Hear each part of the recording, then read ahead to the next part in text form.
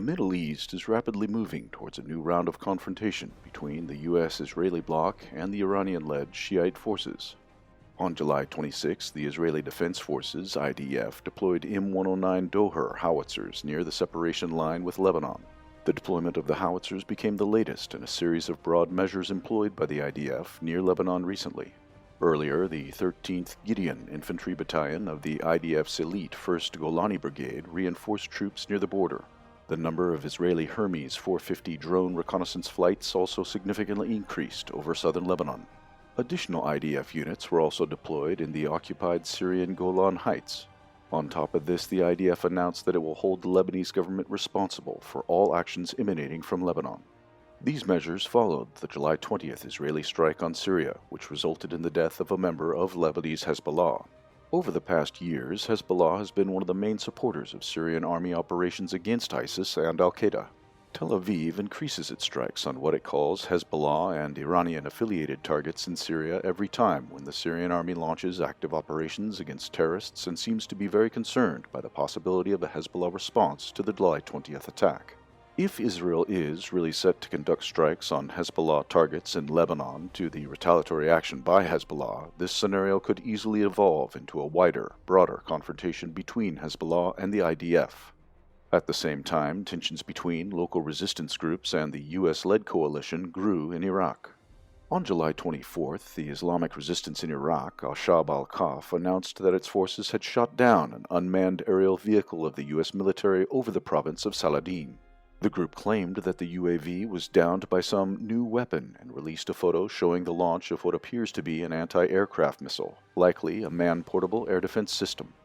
On the same day, 4 unguided rockets struck the Pasmaya military camp, which is located 60 kilometers south of Baghdad. One of the rockets hit a garage for armored vehicles, while the other one targeted the barracks of the security unit. 2 other rockets landed in an empty area. Despite causing some material damage, the rocket attack did not result in any casualties. No group has claimed responsibility for the attack. The Pasmaya military camp is known to be hosting troops of the US-led coalition and is used for training of Iraqi troops. On July 25th, the coalition withdrew its forces from the camp and handed it over to the Iraqi military. According to the official statement, the coalition trained 50,000 personnel and invested $5 million into the creation of training infrastructure there. Earlier in 2020, the US-led coalition withdrew its forces from several smaller military camps across the country.